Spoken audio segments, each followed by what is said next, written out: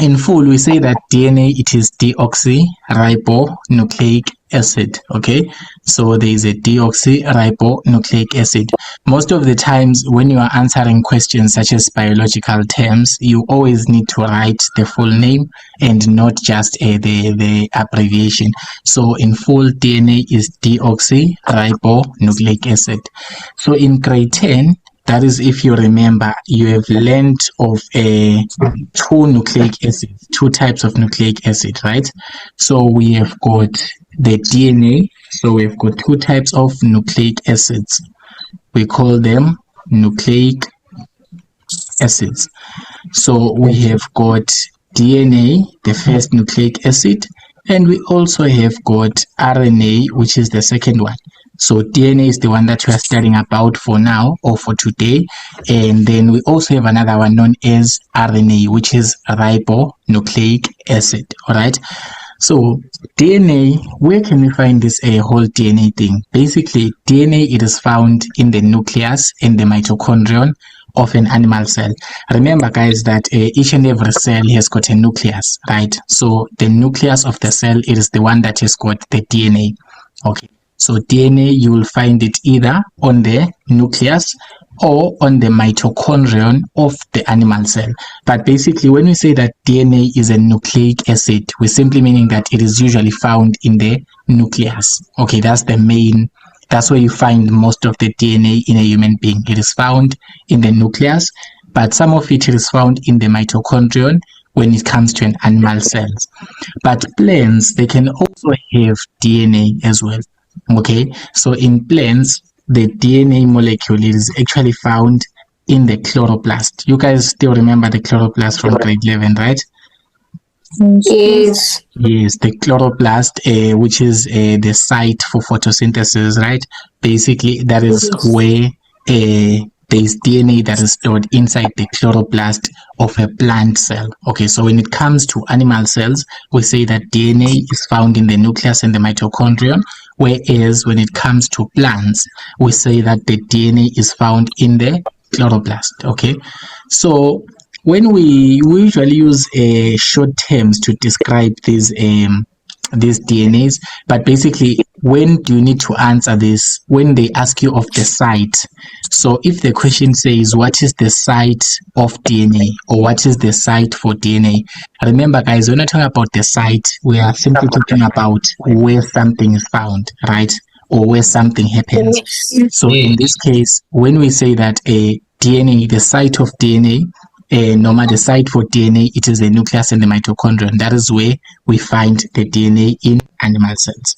So the DNA that is found in the nucleus, the main DNA that is found in the nucleus, is known as the nuclear DNA. So the nuclear DNA, it is the name of the DNA that we find in the nucleus, but the DNA that we find in the mitochondrion, it is known as the mitochondrial DNA. So you just name it after the organelle where you find it. Okay, so when they ask of the organelle where you find DNA, it is the same thing as asking of the site where you find DNA. So in this case, the DNA that is found in the nucleus is known as the nuclear DNA, but the one in the mitochondrion, it is known as the mitochondrial DNA. So we use this mtDNA. When you see this shortcut mtDNA, it means the mitochondrial DNA. It is the DNA found in the mitochondrion of the cell of an animal. Are we still together? Yes. So now let us come to this DNA. How do we, okay, what is it made up of? Because remember, you have learned of these things known as monomers, right? So whenever we're talking about the monomers of something, we are talking about what is building up that particular thing. For example, a house, it is made up of bricks. It is made up of it's made up of what? What else is a house made up of? Cement. Cement, right? Others will say it's made of what? Sand. Yes, sand. Yeah, no, tile as well. So basically, a house, it is made up of a couple of building blocks. So the building blocks in life sciences terms, we say they are known as the monomers. Okay, so when it comes to the DNA, molecule, okay?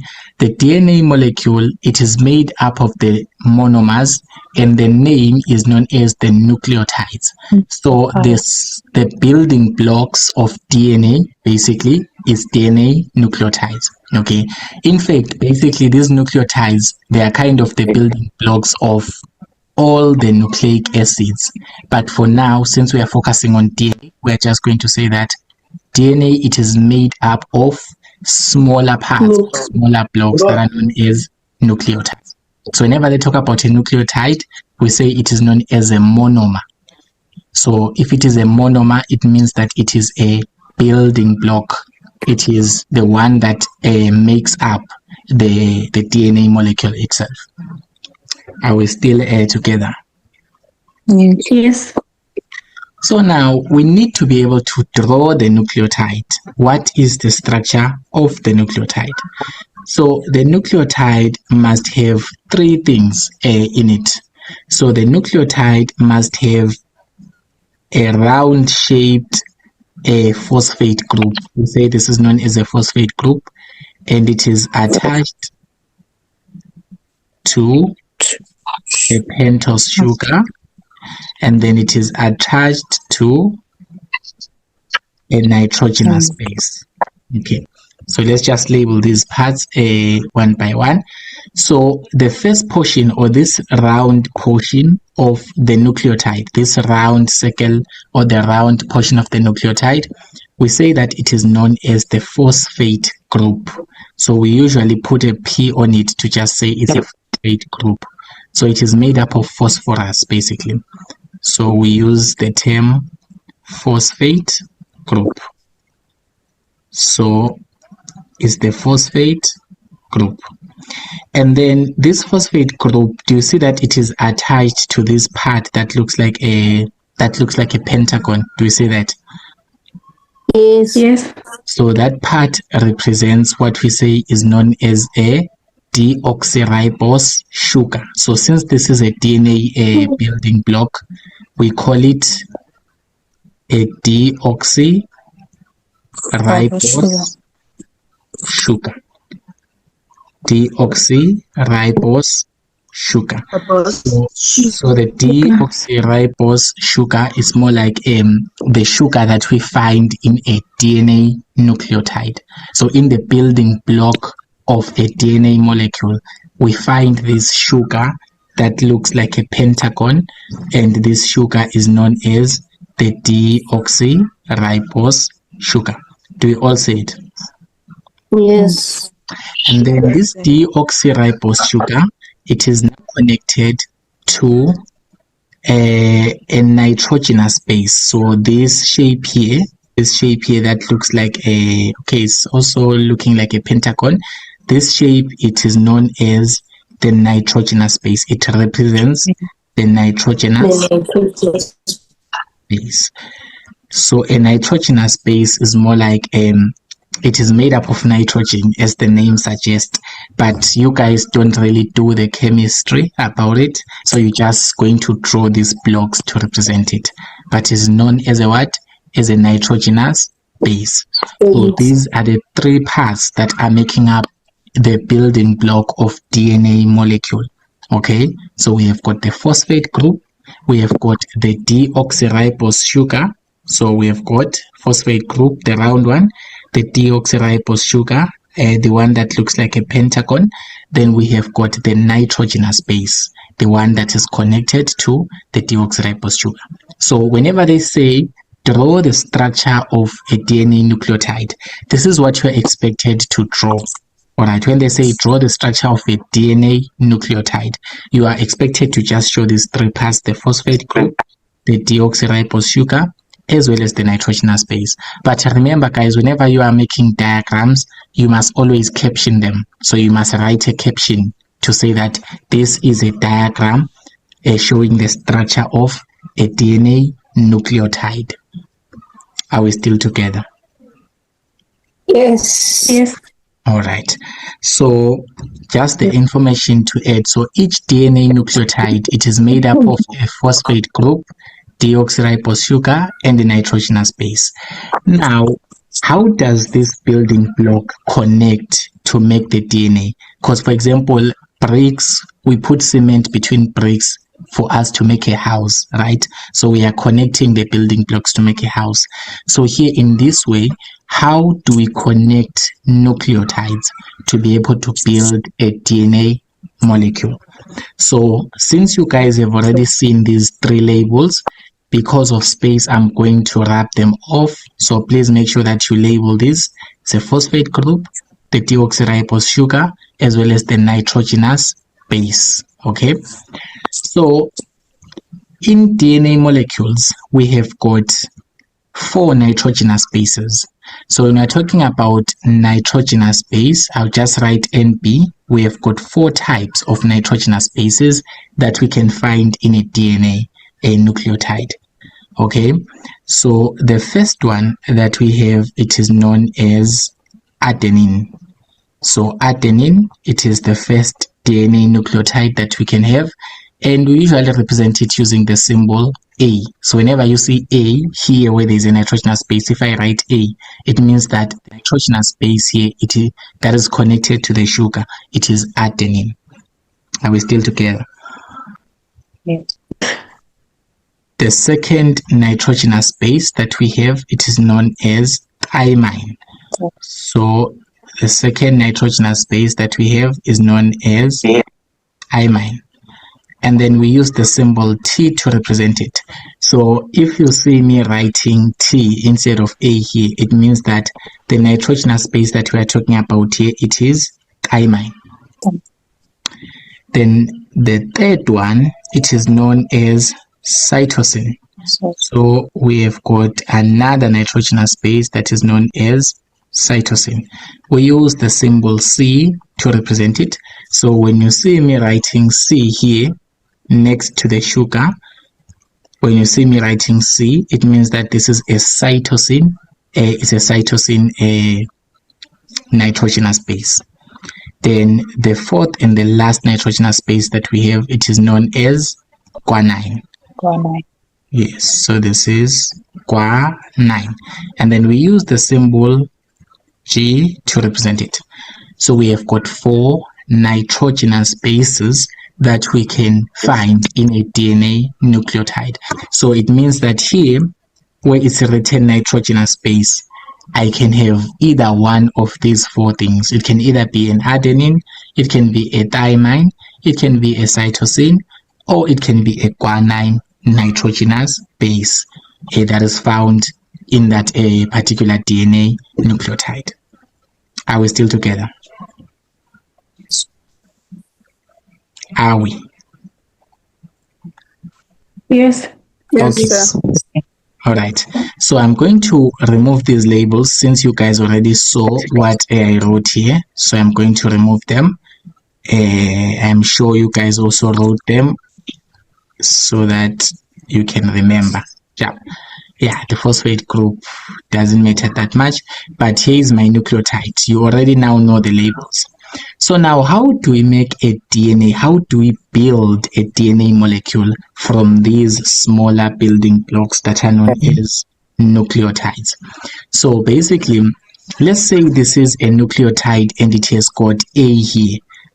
Please tell me which nitrogenous base does this nucleotide have? Adenine, right? Yes. Yes. So this nucleotide, Sam, I can see your hand there. So how do you remember them now on the nitrogenous base? The easy way to remember them. You can just memorize the ATCG. If you just keep these abbreviations, which is ATCG, you can see here A for adenine, T for thymine, C for cytosine, and G for guanine. So in case you forgot which nitrogenous bases are found in DNA, we are just going to say it is ATCG. Will that work? ATCG. Yeah, ATCG. Is that going to work there, Sam? Yes, sir. All right. So now let me draw another building block. So I'm sure remember that we cannot really have a house with only one brick. So we need a couple of bricks and we need to connect them using our cement so that we can build the house. So here similarly, let's use a similar idea and just draw another nucleotide here and say this nucleotide has a phosphate group as well, and then it is connected to a deoxyribose sugar. It is the same nucleotide, it's just that this one I'm drawing it from another side. You guys are not getting confused, right? Yes. Yeah, it is still a nucleotide. It is still a nucleotide with all the things, which is the phosphate group, the sugar, and the nitrogenous base. So now these nitrogenous bases, they need to pair up with each other. So they need to pair up with each other. So basically, the adenine nitrogenous base, it can pair up with the thymine nitrogenous base. We're going to see how that's going to happen. But whenever you see adenine, that adenine, it will be bonded to thymine. Okay, so in a DNA molecule, the nitrogenous base A, it matches or it bonds or it pairs up with T, which is thymine. We are going to demonstrate how that happens. And also we say that the nitrogenous base, which is C, which is cytosine C, it matches up with guanine, which is G. Okay, so we have got 4 of them, but they match up with each other. Okay, so A matches with T, C matches with G. So since we are having this match, you now ask yourself, how do we actually match them up? Basically, if we have got a nitrogenous base adenine and we have got here a nitrogenous base thymine, I'm not good at drawing, but you guys are gonna see there. So this nitrogenous base is T. I will write T here. So you can see that here we are having an adenine on the first nucleotide, this one that has got a green sugar here, it has got adenine, or you can say adenine, right? And then the second nucleotide, the one that I've drawn here, it has got this nitrogenous base T, and we say that adenine can match up with what? With thymine, right? Yes. So since these are matching up, it means that there will be a bond. There will be a bond between each, although I didn't draw it straight, but you guys can see there will be a bond between the adenine nitrogenous base and the thymine nitrogenous base. So basically, there is a certain bond between them. Is there any question? Yes. What causes the bond? What? What causes the bond? Now we'll So- go into the nature of the bond. Yes, Kia? Since I don't have a hand, what am I going to do if I want to like answer the question or ask a question? Because I don't have a hand. Okay, you can just flare by opening the mic, yeah. In a non-disturbing Okay. way, of course, yes. Okay, but then I have the answer to that. Okay, To so the bond. now, of course, let's hear it. The weak hydrogen bond. Yes. So I don't know who are we answering, is it Bunolo? But basically, the bond between the adenine and the thymine, basically the bond between these two nitrogenous bases, it is known as a weak hydrogen bond. For those guys that are doing physical sciences, you guys are probably going to learn about hydrogen bonds, or you guys have already learned about it in grade 11. Who still remembers, the people doing physical sciences here?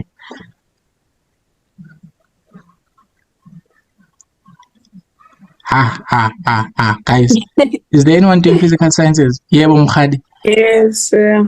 Yes, Mkhadi. I can see your hand, you can talk. Yeah. Say, Yes. yeah, I remember. Okay, well, what do you remember about the hydrogen bond? The hydrogen bond is in chemistry. It's a Yeah. bond between eh,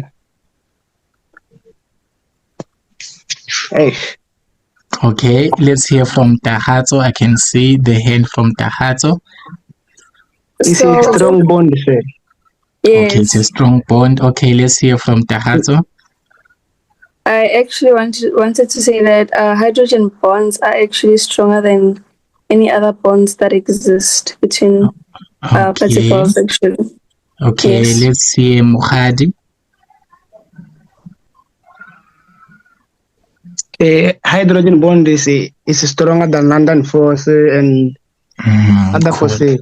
Exactly. So that is the technicality of the chemistry there and the physics and whatnot.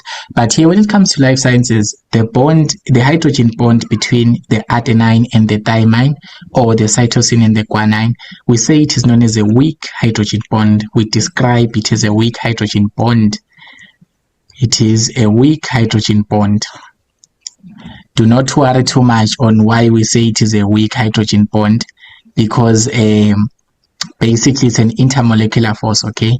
So it's not supposed to be that strong. And Muhadi, yes? Yes, Muhadi, you're raising your hand. No, sir, I have nothing to say. Sorry. Okay. So now you can see that here we have matched up the adenine and the thymine, right?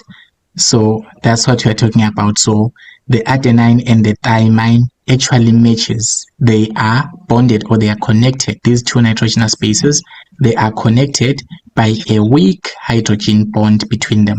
Please guys, whenever you describe it, you say it's a weak hydrogen bond. Don't say that it is strong.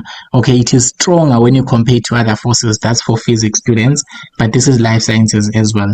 So as much as you know it in physics, try your best to adjust when it comes to biology terms or life sciences terms, to say that if it is between adenine and thymine, it's a weak hydrogen bond. It means that it can break easily.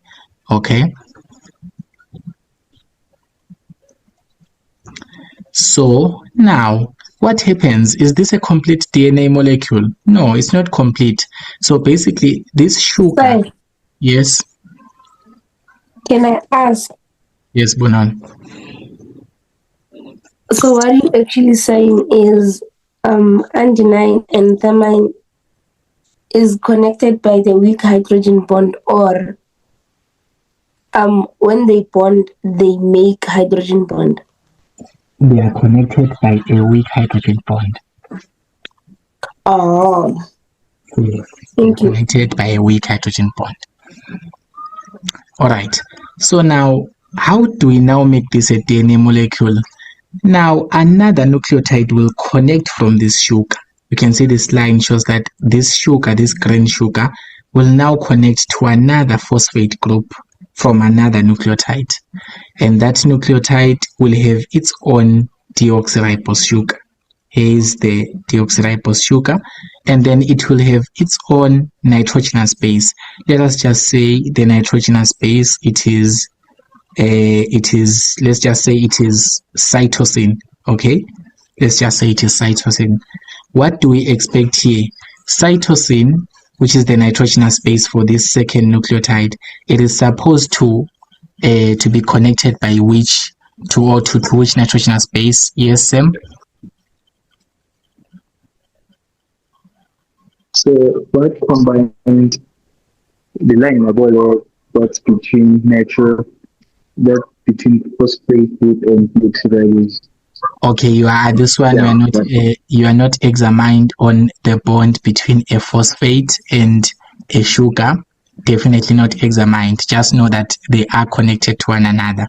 The only bond that is examinable and is fair, they are interested to know when they are marking, it is this one, the weak hydrogen bond. But since you are someone enthusiastic, you can do deeper research, of course, into the real chemical structure, not just using these shapes, because these shapes are trying to kind of simplify things for you. Siyangoba. Yes, Siyangoba, I can see your hand. started to know that adenine and guanine fall under pyrines group, and cytosine and thymine falls under pyrimidines group. Okay, cool. That's a good classification point to mention. Yes, so adenine and thymine, these are known as the purines. So these are known as the purines, these nitrogenous bases. And then the cytosine and the guanine together, we say that they are known as the pyrimidines. Hey, guys, spellings. But you figure out what is pyrimidine. Hey.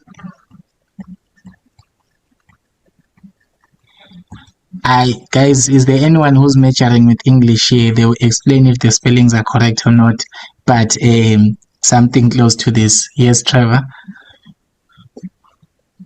Yeah, I wanted to Yes, Trevor? say, I wanted to ask if is it the must that I should know that adenine and thymine are purines and cytosine and guanine are pyrimidines, because ngiyaqala ukubona amagama lawo se. Oh, yeah. Okay. This since the curriculum is evolving, yes, it has been mentioned that you guys should know the classification that adenine and thymine, we refer to them collectively as purines, as well as cytosine and guanine, we refer to them as pyrimidines. Yes, just keep it at the back of your mind.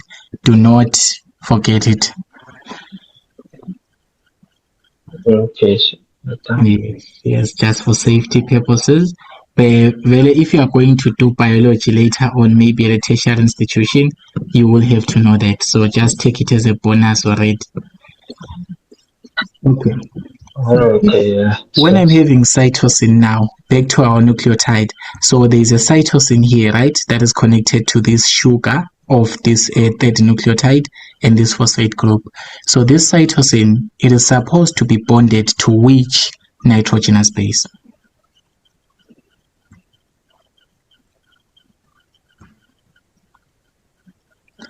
Anyone with a yes, Bonolo? Yes, Bonolo? Oh, it will be bonded with the guanine.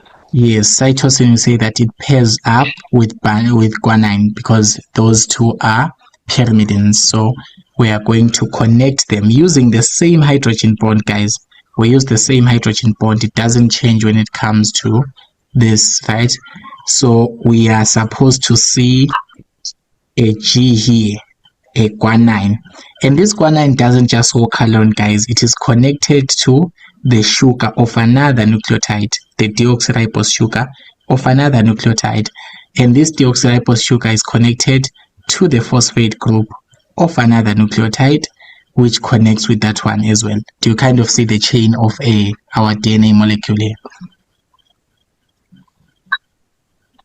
Yes. Yes.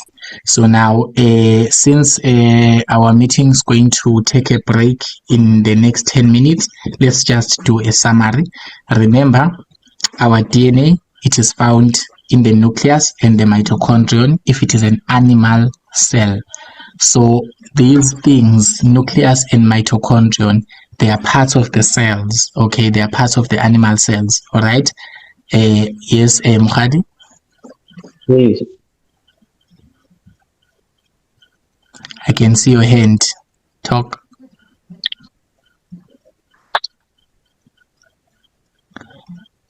Oh, someone is raising a hand but is not talking. Mukhadi, are you talking? All right, Sam? Yes, sir. Yes. Say, Yes. I don't know how to count nucleotides. How do you? How to count nucleotides? Because there's some of the questions they can ask how many nucleotides are in the DNA above.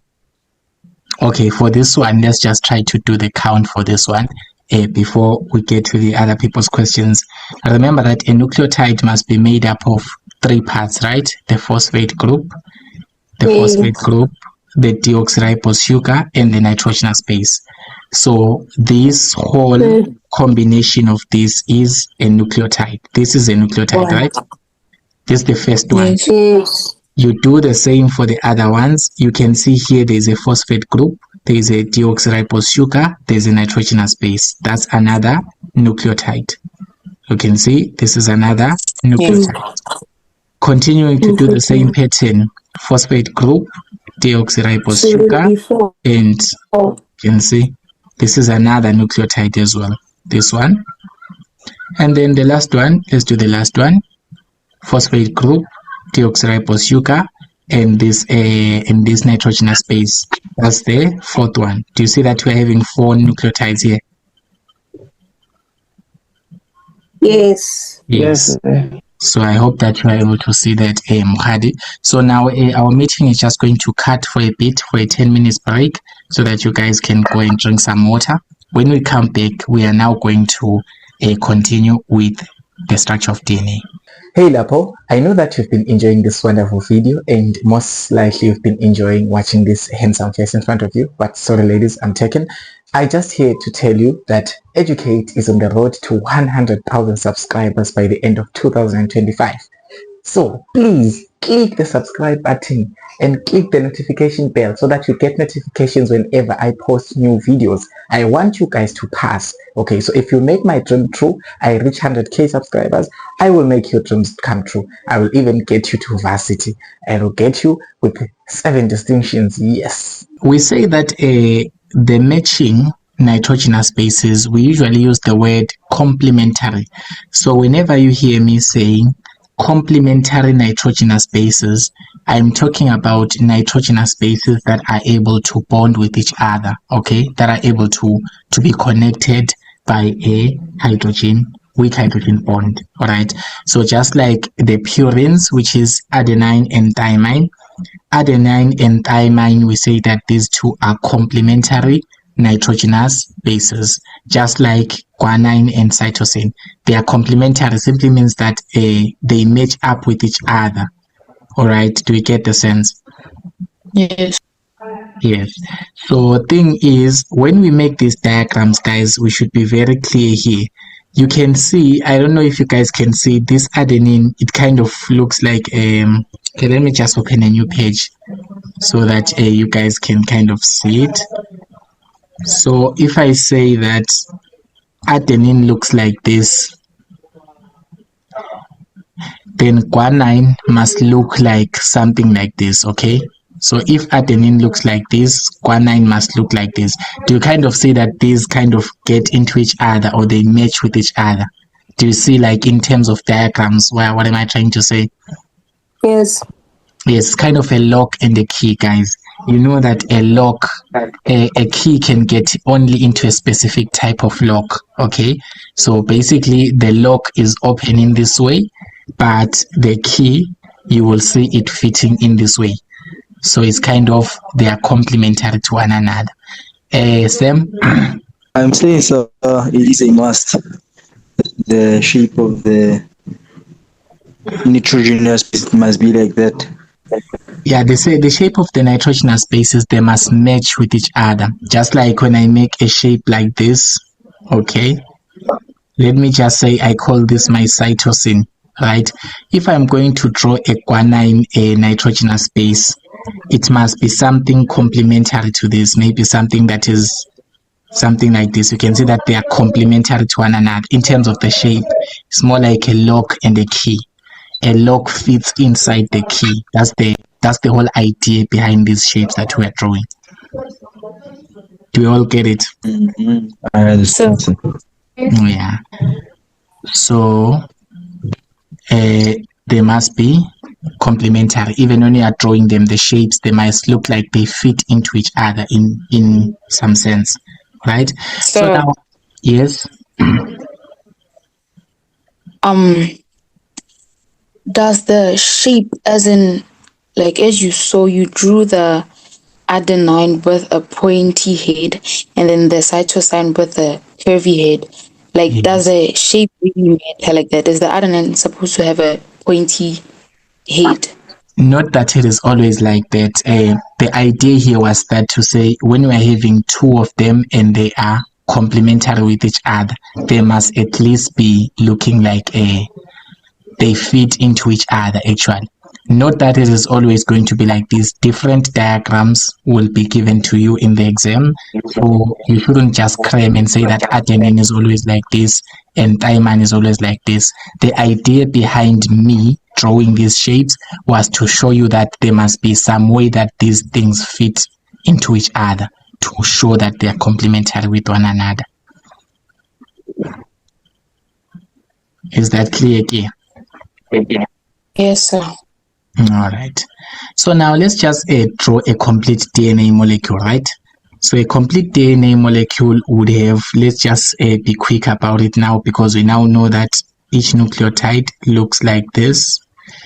Let me just draw them and make them just a lot of them. Hey, you know, guys, drawing is not my passion or my talent, but at least this looks clear.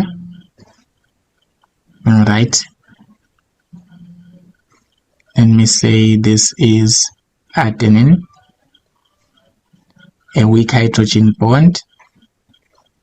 This is thymine.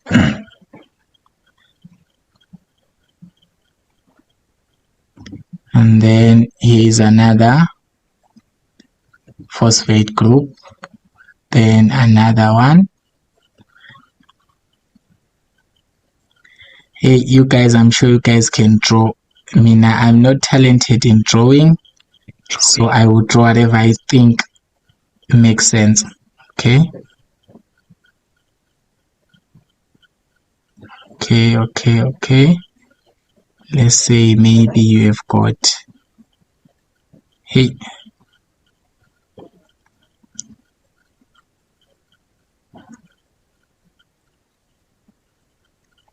all right.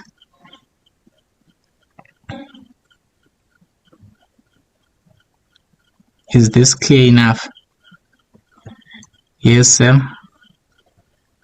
No, sir, because your screen is not showing enough on my what? phone. I'm not sure. Your screen is not showing at my phone. Let me leave this and come back because I'm not Yeah. seeing any. Okay, just add to that quickly. Yes, Sam, I can see your hand there. Yes, so polymers or polymers. Okay, don't worry. Polymers, okay. Yeah, I thought you had said polymerize. All right, it's fine.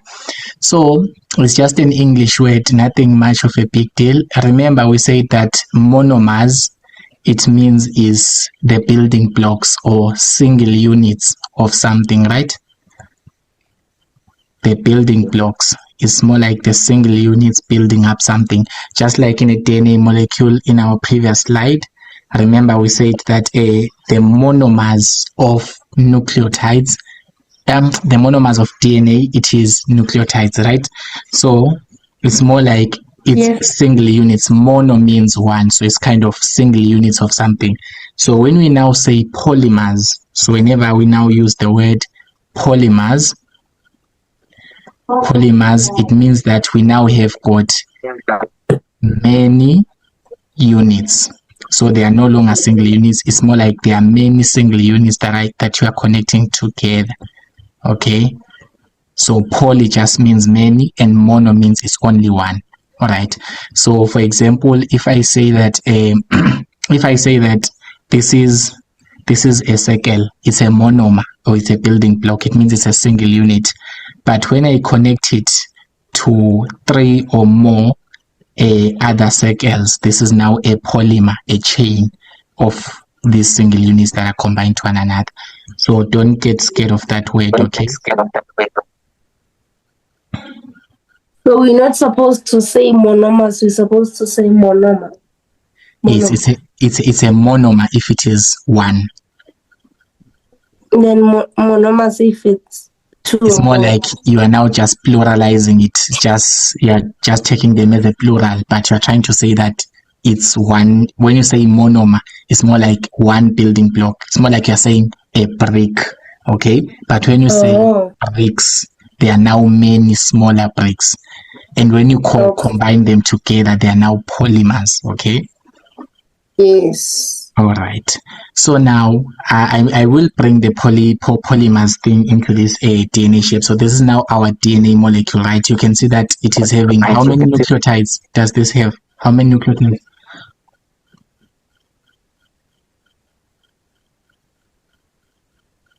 How many nucleotides are present? 6. 6, right? 6. It's 6 nucleotides. I hope that you all can see it is 1, 2, 3, 4, 5, 6. So there are 6 nucleotides that are making up this DNA molecule. So basically, if you look at this chain of nucleotides, just look at this chain alone, right? Can you see this chain, right? This one. So this is a chain of nucleotides. Remember, nucleotides will say that they are monomers. So most of the times they will say this is a polynucleotide chain or something like that. Polynucleotide. Whenever you see something like this, it simply means that we're having many nucleotides, guys. The English is not really complicated. Poly means many. So if I'm saying a polynucleotide chain, I'm trying to say this is a chain of many nucleotides that are connected to one another. Do you get that? It's just a word. It's just a word. Nothing much contextual about it. It's just a word. So whenever I say polynucleotide, it simply means that we're having many nucleotides that are connected to one another, kind of polymers in that sense. Yes, Yangob.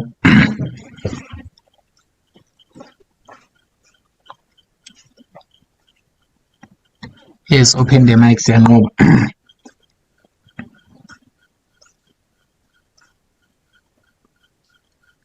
How? You guys shouldn't raise hands if you're not opening the mics.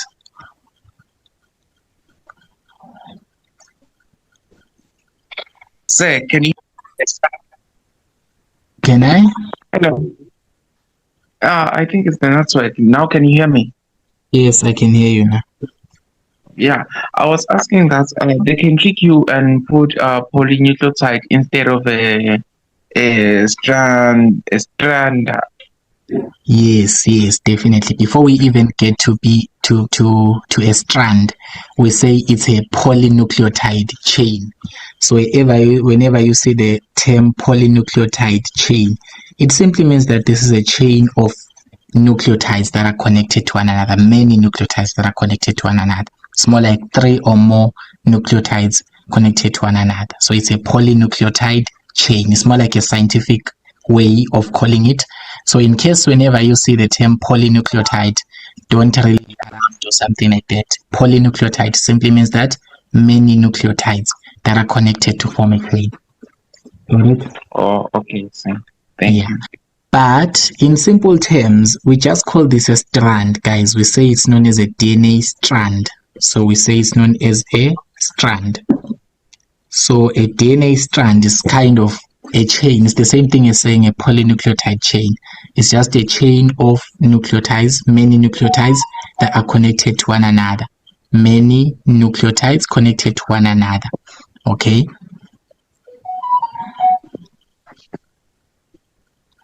Do we hear each other there? Yes, sir. All right. Okay. I don't know. We are having a whole 12 people here, but people are quiet. Do you hear each other here? Yes, sir. Yes, sir. Good. Yes, sir. Yes, sir. Cool. All right. So when we look here, we also have another strand here, guys. You can see that we also have another chain of polynucleotides. Yes, Trevor? So it's just polynucleotides or polynucleotide chain. Polynucleotide chain, yeah, it's kind of the same. It's kind of the same thing. Really, when you're saying polynucleotide, you're trying to say that many nucleotides. Now, when you're saying a chain, it's kind of you are now unifying it to be one big chain that consists of many nucleotides. Okay, so thank you. Yeah, it's just terms, but in simple terms, this is how it looks like. So here you can see that we're having two polynucleotide chains, right? We are having two strands actually. Let's just call them strands. This is just a scientific term for you to kind of, I don't know, bust your brain or something. But you can see that we're having two of these chains here, right? We have got this red chain, then we've got this green chain. So we're having two strands. We say they're known as strands. So these are two strands. So this is strand number 1, and then the second one is strand number 2. The green one is strand number 2. Is strand number 2. So we've got we've got two strands in total. Do we hear that? Yes. So we say that DNA is double-stranded. So we use the term double-stranded to say that we're having two strands. Okay, so DNA is double-stranded. So if we say DNA is double-stranded, it simply means that we've got two polynucleotide chains. We've got two chains of polynucleotides. We've got two strands actually. Do we hear that? Yes. All right. So basically in real life, DNA molecule, it looks like this. Let me just wrap this off. You guys have seen adverts in TVs or maybe on Google. You have seen something like this, right? As the DNA. Yes. So basically it looks like this. The actual DNA molecule, it looks like this. Let's just try to see how it is like. So you can see these blue strips here. These blue strips. Can you see these blue strips here that are coiled? These blue strips that I'm highlighting, these two of them. So these are the strands that we are talking about. Yes, Sam? So how is the helix and a strand? I can't hear you properly. Difference between a strand and a helix. The difference between a strand and a helix. Yes, sir. It is actually the same thing. It's actually the same thing. We're still going to bring the helix into the equation. Don't worry. For now, I want people to confirm if they can see these blue strips here. These two blue strips that are coiled. Can you all see them? Yes, sir. Yes. Do you see that between them, they are connected by this CGTA? You guys are not surprised what is the CGTA part, right? Yes. Yes. Those are the nitrogenous bases that are connecting these nucleotides. So this is how DNA actually looks like in real life. So this is one strand, the one that I'm highlighting right now. The coiled strand is one strand. And then the other one, it is this one. So they are coiled together. So this shape of DNA, we say it is known as a double helix. So basically, the natural shape of DNA molecule is known as a double helix. Don't call it double-stranded, please. Don't call it double-stranded. Yes, DNA has got two strands. In a practical sense, it is double-stranded. But when it comes to nomenclature, when it comes to naming it, the natural shape is known as a double helix. All right? Yeah, just call it a double helix. Don't say double-stranded. Rather, call it a double helix so that you can just match up with this nomenclature. So, do you guys see the structure of DNA? Yes, sir. Yes, sir. Okay. Yeah. Now, we usually use stick diagrams for us to be able to simplify this whole thing, because you guys seriously cannot be drawing these circles quite a lot. So we use stick diagrams to draw DNA molecules to simplify them. So each and every strand, I'm just going to use a line to represent it. So this is a line. Do you see this line? It's a strand actually. Yes. So instead of putting the phosphate group and the deoxyribose sugar and the nitrogenous base, I'm just going to use one line to represent one strand. So since DNA has got two strands, I'm going to write two lines, just to draw these two lines. So each line here, it represents a strand, a DNA strand. So this is the first strand. This is strand number 1. And then this is strand number 2. Okay. So you can see that these lines are just representing the what? The strands themselves. So the strands, remember that we have to show the nitrogenous bases indeed, show them. Let's say maybe there's an adenine on this nucleotide. And then we must have a thymine on it, right? Let's say there's a cytosine. What must we have here? A guanine. Yes. And then let's say maybe I've got a guanine here. What must I have there? A cytosine. Yes. So it's simply that, guys. These are known as stick diagrams. Stick diagrams kind of make things to be a bit easier when it comes to dealing with a complex DNA processes. Okay. So if we just draw sticks, it kind of makes it easier. But when they say draw the nucleotides, you guys shouldn't draw sticks, okay? You must draw the full nucleotide as you know it, all right? Yes, sir.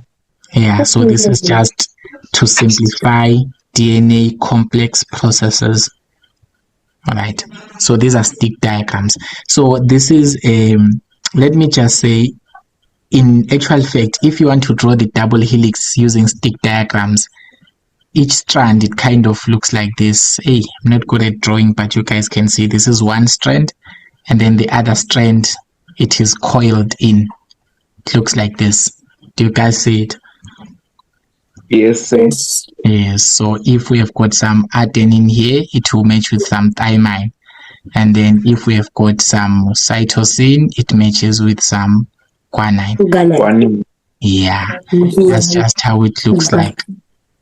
Do you see that here? I'm just drawing it in a double helix form so that you guys can see that this is a double helix structure of DNA, but we are using stick diagrams to complicate things a bit less. Double helix. So basically, do you know that, guys, the DNA, since it is a double helix shape, I'm sure this is the natural shape. This is how it looks like. It's a double helix, right? It can actually unwind itself. It can actually untie itself. So the DNA molecule can actually untie itself to be like this. So it can untie itself because here it looks like it's twisted. These strands are twisted with one another, but it can untie itself.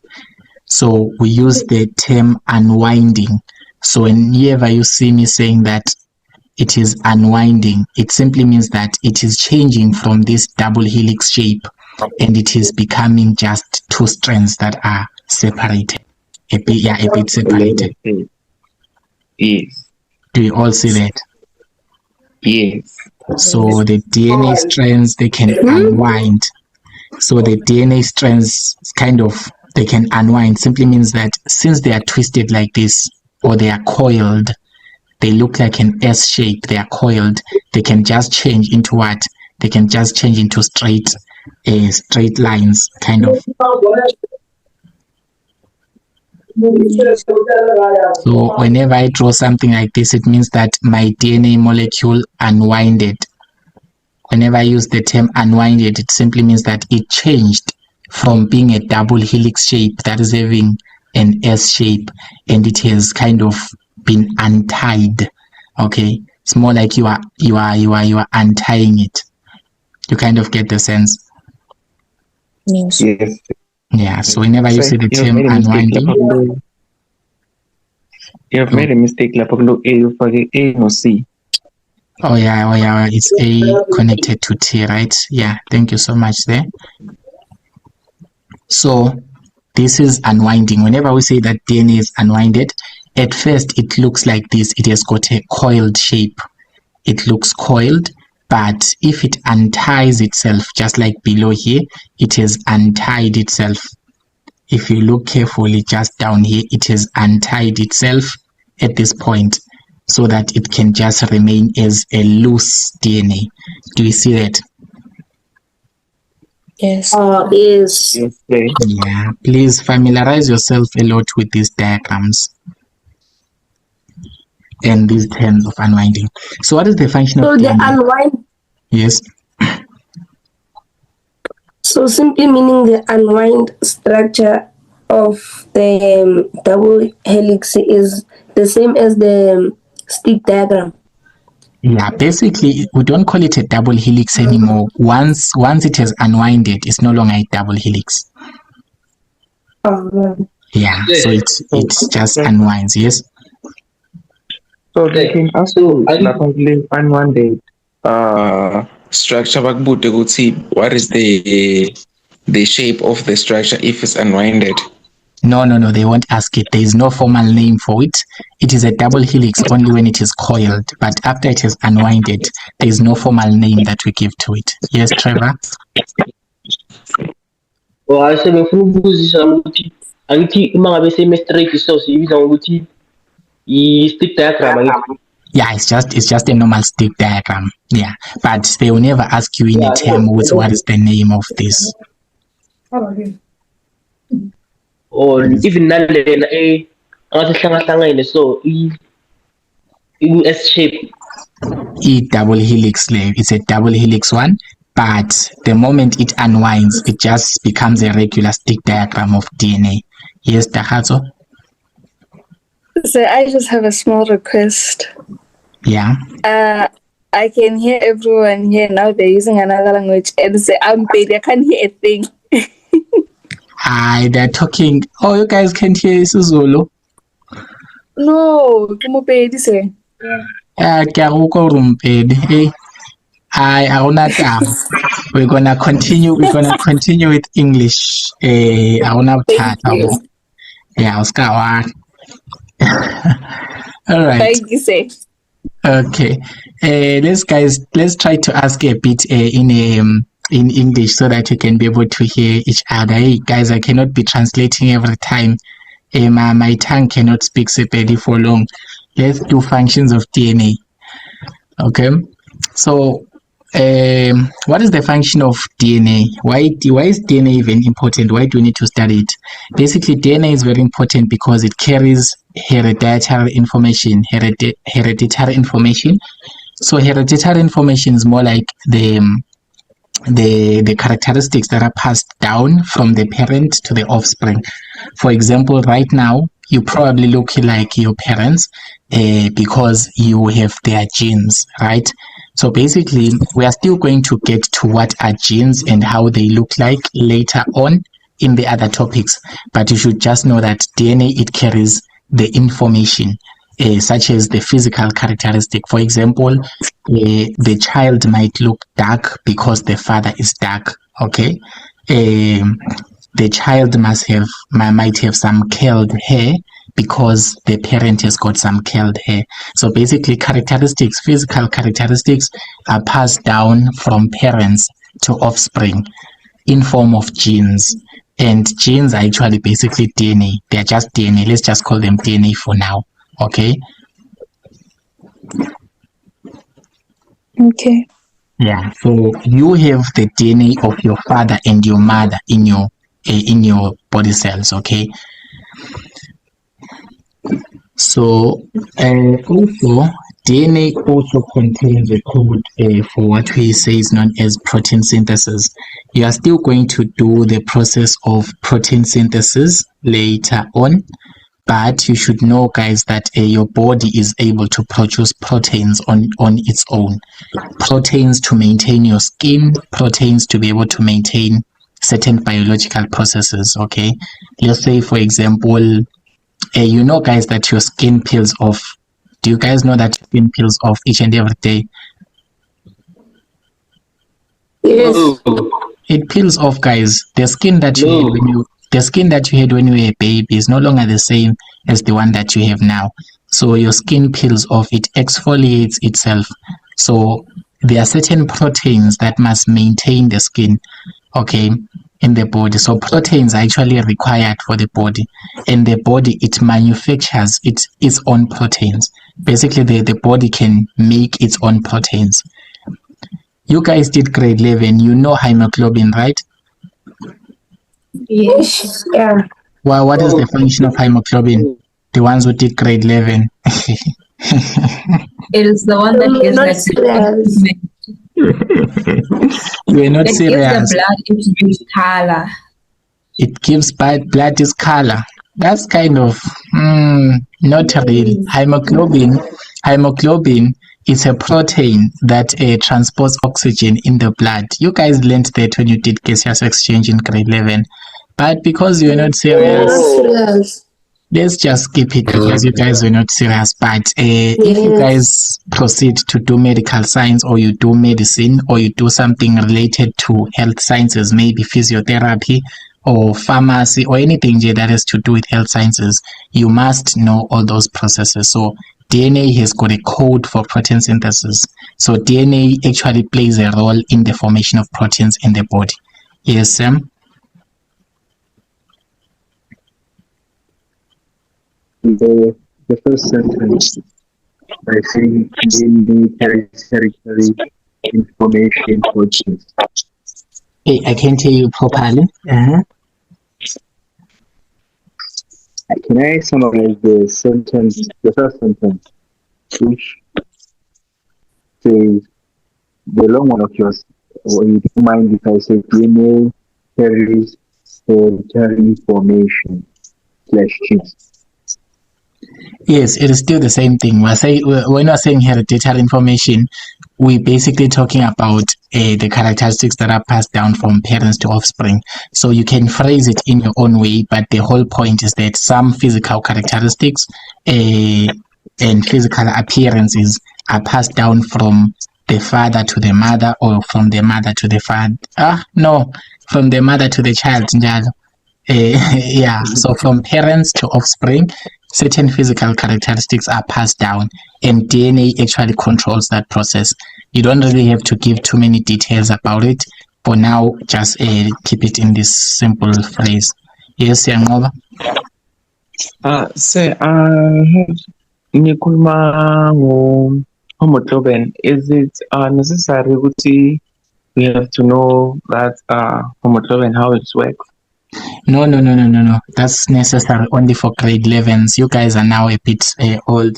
You don't really have to know what a hemoglobin does. I was just reminding you of something that you did and you forgot because you were negligent. I'm joking, all right, but you don't really need to know it. Yeah. Okay. Thank you, sir. One more thing, DNA also controls the functioning of the cell. Basically, DNA controls how the cell functions. It plays a bigger role in controlling the cell's processes. We don't really deduce the processes for now. We are still going to do them later on. Processes such as meiosis, mitosis, all of those processes a cell goes through, they are coordinated or they are controlled by DNA molecules. So DNA, we actually call it a code of life. That's why we call it a code of life, because it is the one that actually controls many things in your biological life. Yes, Sam? So we only have 3 functions of the DNA. For now, these 3 are important, but there can be many others.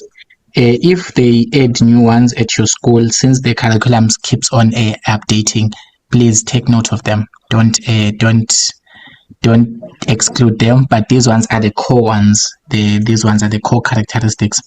So we have to take that break indeed for 10 minutes. When we come back, we are going to continue. Go do your research on the history of DNA. For now, I'm giving you the task.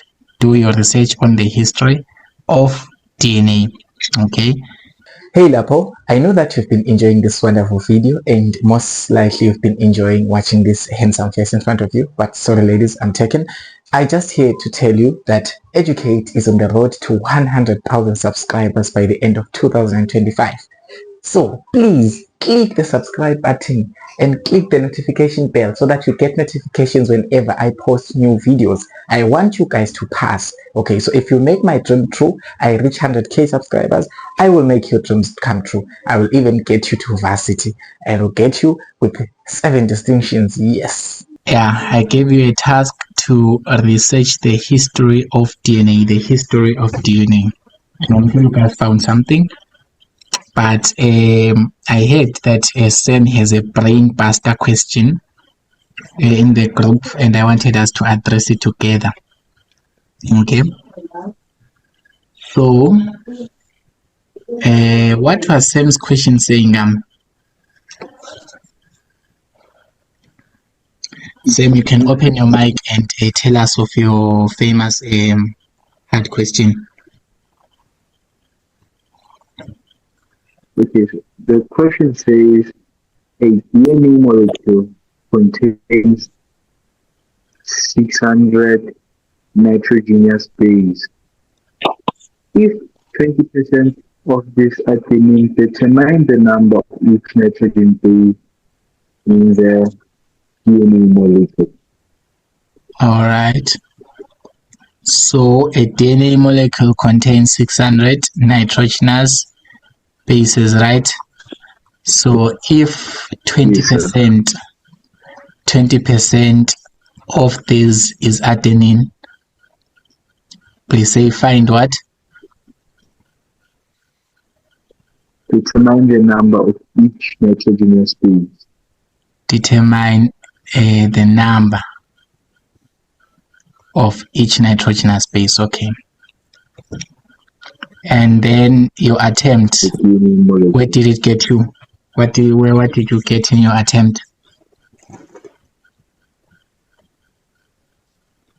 I wasn't sure, so I should use 20 over 100 for and change it by 60.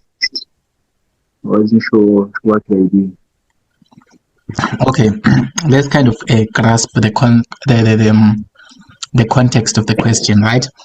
They say we're having a DNA molecule here, and then the total number of nitrogenous bases that are found in that DNA molecule, it is 600 of them. So we've got 600 nitrogenous bases, right?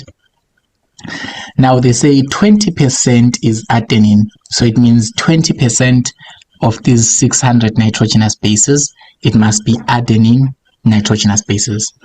Now they are asking us to calculate the number of each nitrogenous base. Who else has an attempt? I have already had a Sam's attempt of 20 out of 100 times 600, right? Dahatso, yes? So I said the very same thing, 20 over 100 times 600. And then I found out that the number of adenine nitrogenous bases in there, it's 120. Meaning if adenine is 120, thymine will also be 120. And the remaining 360, when you divide by 2, it should give you 180 cytosines and 180 guanines.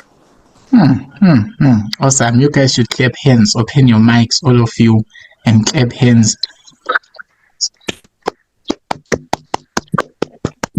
Yes, awesome. Yes, thank you so much, Sam and Dahatso. You guys nailed it. All right. So let's look at the structural approach here. We are looking for the number of nitrogenous bases, each nitrogenous base. So we are looking for the number of adenines, the number of guanines, the number of cytosines, as well as the number of thymines, right? So we are looking for the number of each nitrogenous base.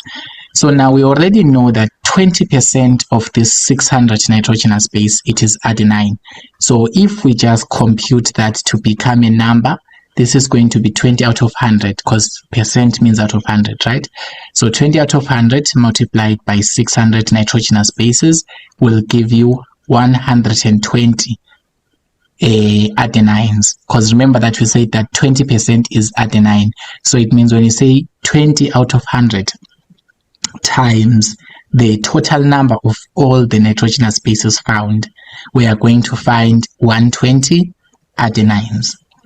Is anyone confused so far on the first one? How do we determine the number of adenine?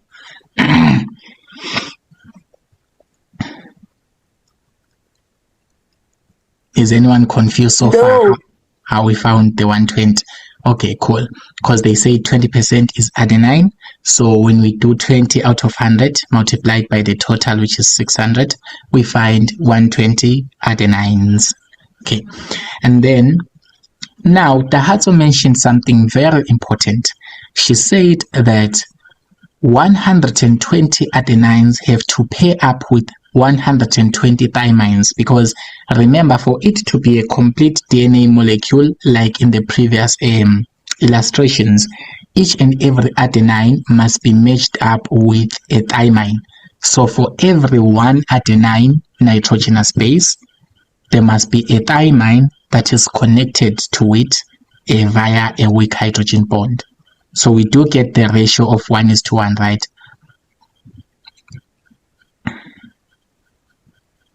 Yes, sir. Yes. So this means that if we have found that there are 120 adenines in this DNA molecule, it means that these 120 adenines, they are also connected to 120 thymines. Can we agree on that? Yes, sir. Yes. Yeah. So since one adenine pairs with one thymine, then it means we have also 120 adenines will also pair up with 120 thymines. Okay. And then now, I heard Dahatso mention of the 360. How do we get to the 360 first of all? Let's hear. How do we get to the 360 nitrogenous bases remaining?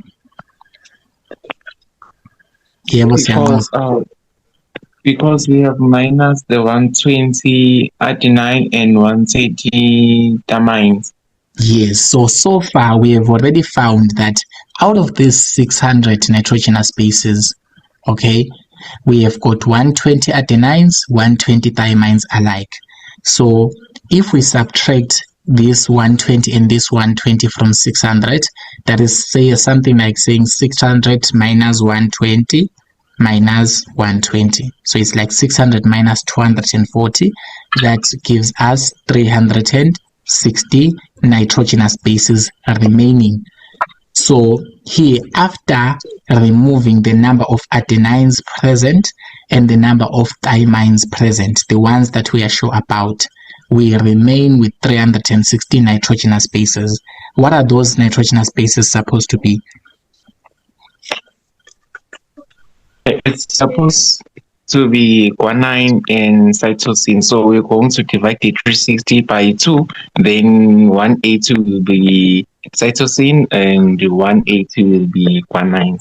Okay, perfect. So Siangoba says that these 360 nitrogenous bases remaining, they can only be cytosine or guanine. Or not, it's not an or, it's an and. They can only be cytosine and guanine. Those are the remaining nitrogenous bases, because we have got 4 of them in total. So far from the 600, we have already subtracted the adenine as well as the thymine. So the 360 remaining can only be cytosine or guanine, which is the pyrimidines, right? So now the thing is, why Siangoba are you dividing 360 by 2?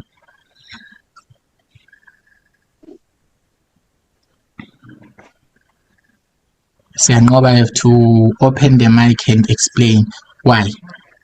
Okay, Bonolo, you can. Okay, it's fine. Okay. So let me explain. You are asking why are we dividing the 360 by 2? Mm-hmm. Because we know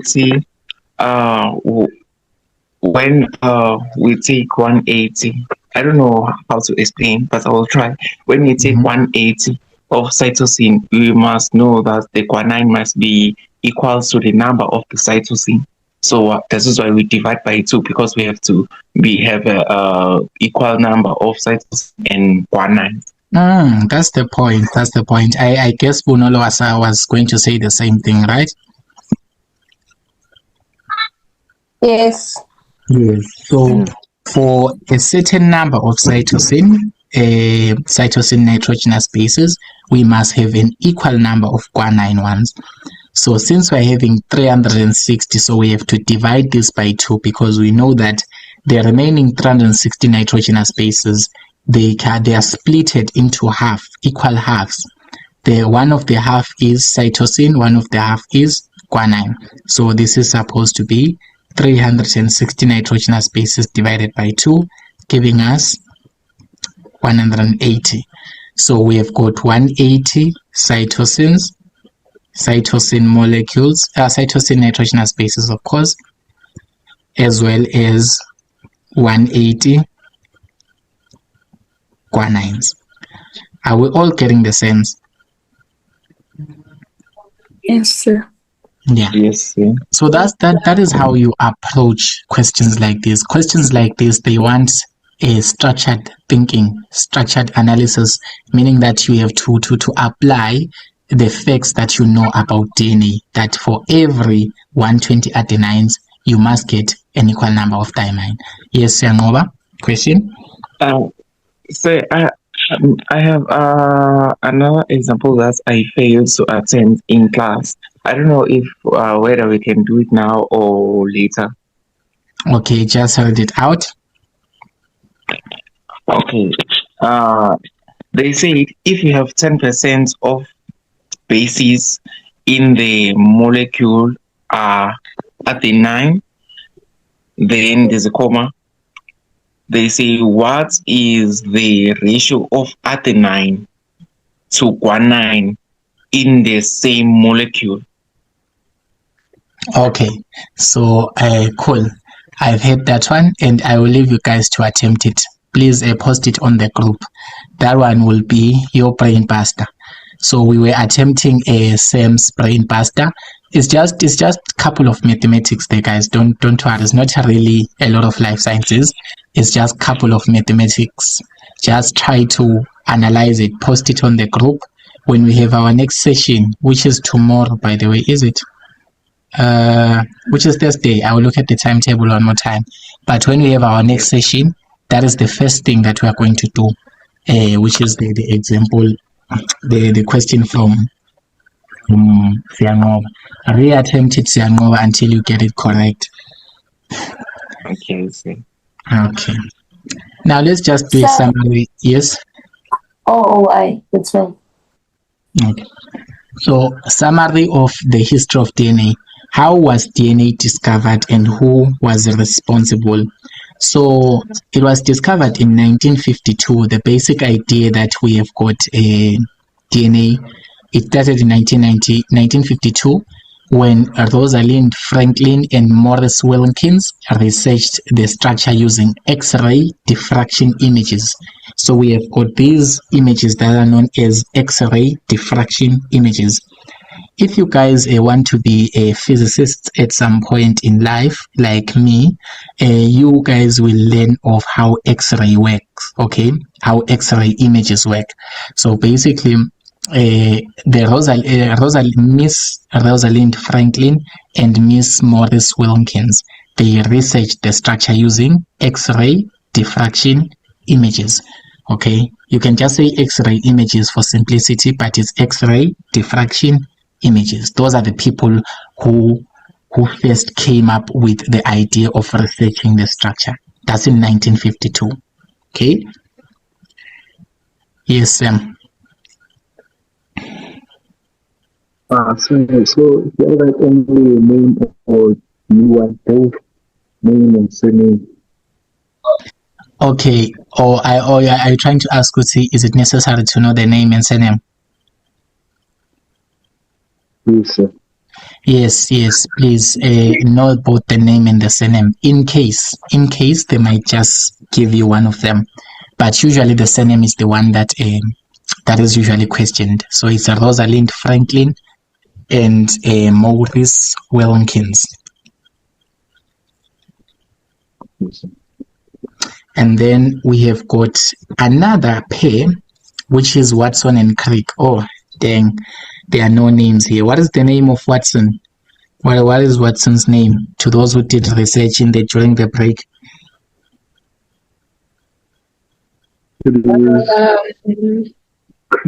James. Yes, it's James Watson and Francis Crick. Yes. Here I just wrote, when I made this, I just wrote the surnames alone, but just know the full names just in case. James Watson You write that down. James Watson and Francis Crick. They are the ones that proposed the 3D double helix model of DNA.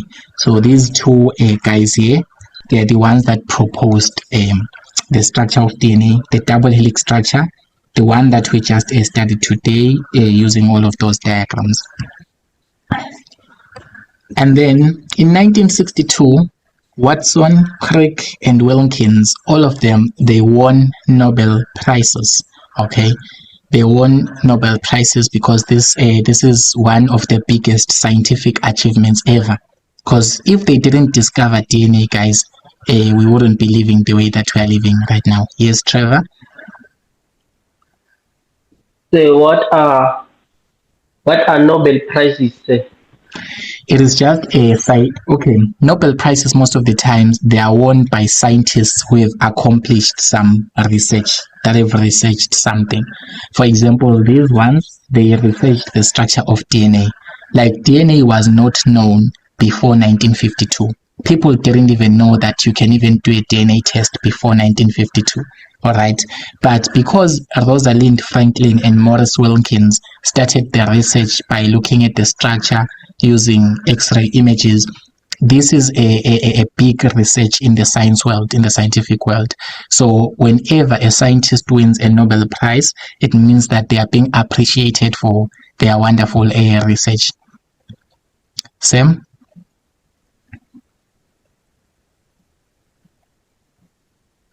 Yes, Sam, I can see your hand. Yes. Nobel Prizes, but Morris Wilkins received just a award.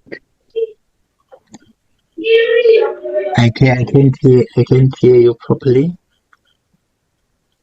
I am saying why Watson or Crick will receive a Nobel Prize, but Wilkins receive just an award because of his content.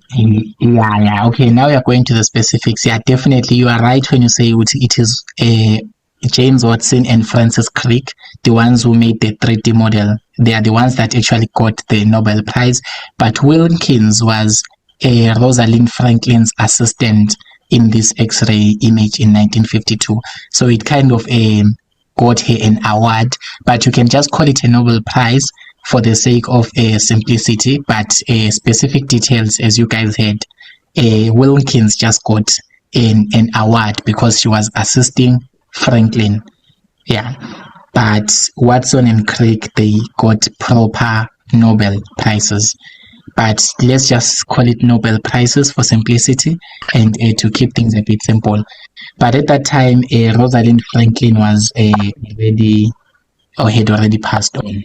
So yeah, that's how DNA came to be what we know it as. And yeah, we appreciate those scientists because right now we're able to cure diseases because we know DNA. If we didn't know DNA, probably wouldn't even know how to cure some genetic diseases and would probably be dying quite a lot. So if you guys want to be scientists after matric, that's one of the things that you can consider because science and technology is always evolving. Yeah, but as for today, we are done. Our 2 hours ends here, of course, with an extra 8 minutes on top. You guys need to do activities that we will mark when we come back. You guys also got a maths activity yesterday, right? And a physics activity. Here's a third one, a life science activity. Exercise 1, and then exercise 2, exercise 3, exercise 4, exercise 5. Yeah, 5 exercises. They are simple. It's Sir, are you going to send it to the group? Yeah, I'm going to send the document to the group. Don't worry. These Sir. are just yeah. So 5 activities. They are simple. It's 1 mark. You can see it's like 1 mark, 2 mark, 1 mark, 2 mark. It's not something that will take your time, but it will really help you in knowing how to label structures and how to if you navigate on the labeling of the structures, you will be fine even if we do other complex DNA processes. Yeah, but as for today, let us call it a night. Who wants to pray? Pray for us so that we can go and sleep. Minavele, I'm tired. I need to sleep now. Who's gonna pray for us today? I will pray, sir. Okay, thank you, Lerato. May we bow our heads as we pray. Greatness, Heavenly Father, we thank you, O Lord, for bringing us to yet another study session, Heavenly Father. I pray that may we be able to retain the information that we have received, Heavenly Father.